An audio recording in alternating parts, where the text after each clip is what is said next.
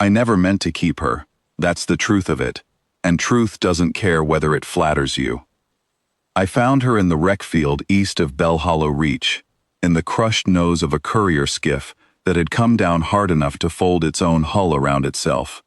She was wedged under a collapsed strut, one leg bent in a way legs don't bend, and she wasn't screaming. That was the part that stayed with me longest. She just watched me climb through the gap in the plating, her eyes a flat, patient amber, waiting to see what kind of thing I was going to be. I've fixed a lot of broken machinery in my life. I run the only workshop worth the name in 300 miles of scrub and salt flat, and people bring me anything that quit working and can't afford to quit. Water pumps, harvesters, once a man's prosthetic hand that had seized up mid-planting season.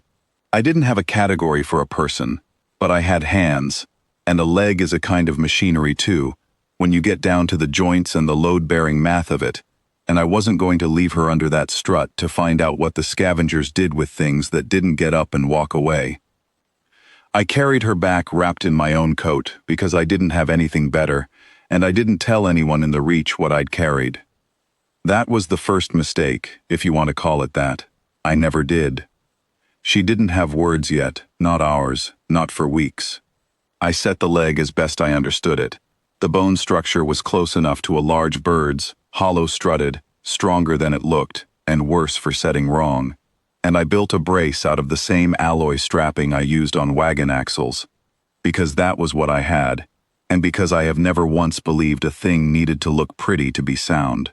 She screamed exactly once, when I pinned the brace tight, and then she went quiet, and watched my hands the rest of the night, the way she'd watched my face in the wreck, cataloging me, deciding.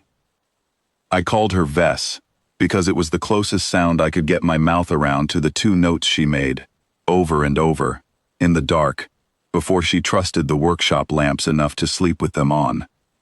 The Reach didn't ask many questions about a limping child underfoot in my shop. Frontier towns learn not to. A caravan trader named Osha asked once, watching Vess sort bolts by thread pitch faster than his own boy could, and I told him she was kin from a cousin's marriage 2 settlements over, and he nodded and never asked again, because a man who fixes your water pump for free twice a year has earned the right to a lie or two. The rest of the Reach followed his lead. Frontier towns are good at that, deciding collectively not to see a thing, when seeing it costs them nothing, and not seeing it might save a life. But word travels on caravan routes the way water finds the low ground, and 6 weeks in, I heard what I'd been half expecting to hear. The ledger wardens were working the sector, cataloging unlisted children against the settlement rolls, sorting the ones worth the Empire's resources from the ones that weren't. I knew what sorting meant, in the mouths of men who carried manifests instead of guns.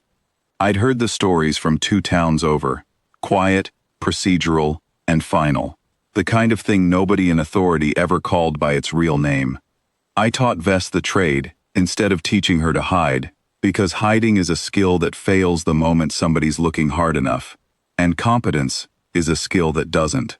By the time she was steady on the leg, my leg, the one I'd built, she could name every tool on the wall in 2 languages, and diagnose a stalled compressor faster than men who'd been doing it 20 years.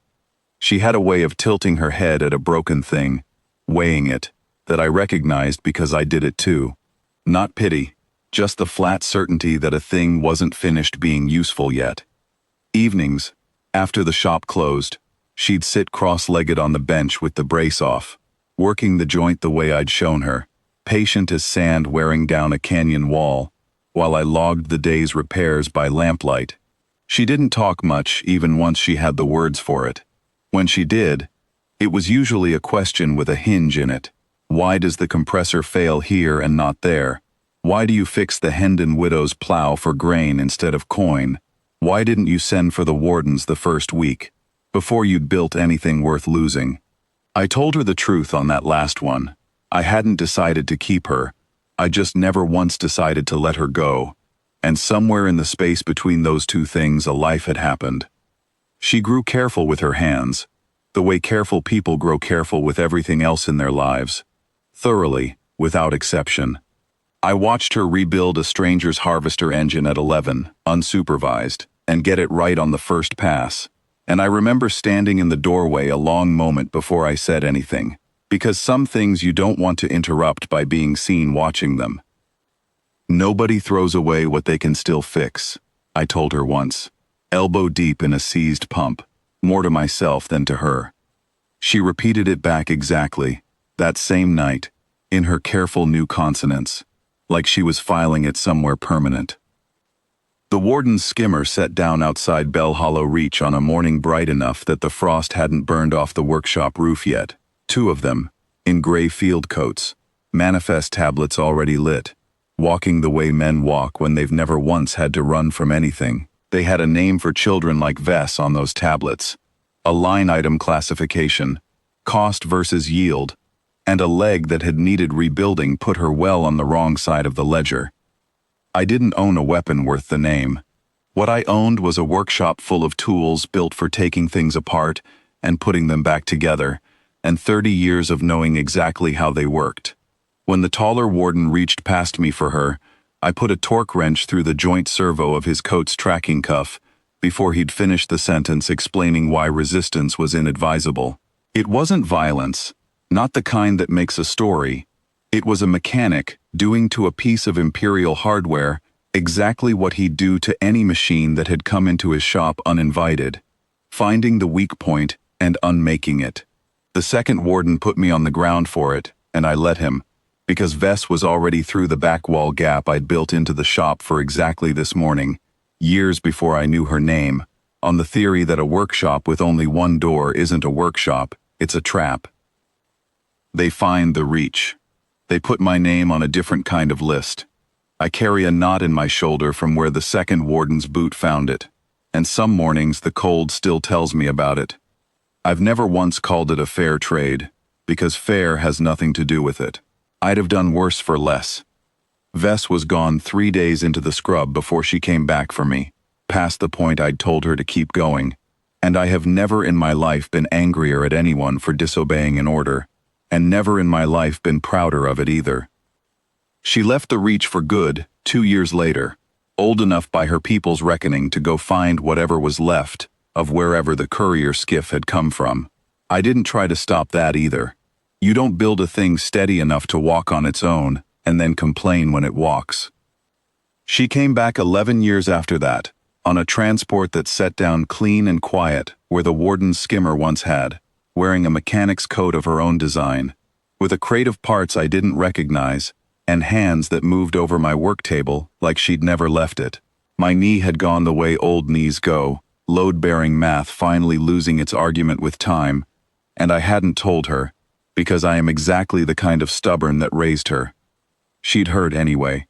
Somebody always tells the ones who ask the right questions.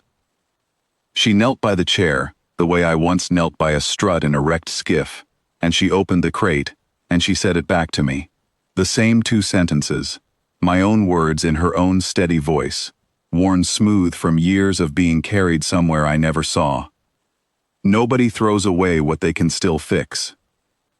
Then she got to work on my knee, the way I'd once gotten to work on her leg, unhurried, exact, like she had all the time in the galaxy, and intended to spend every hour of it here. I let her. A man knows when a debt is being paid honestly, and knows better than to interrupt it.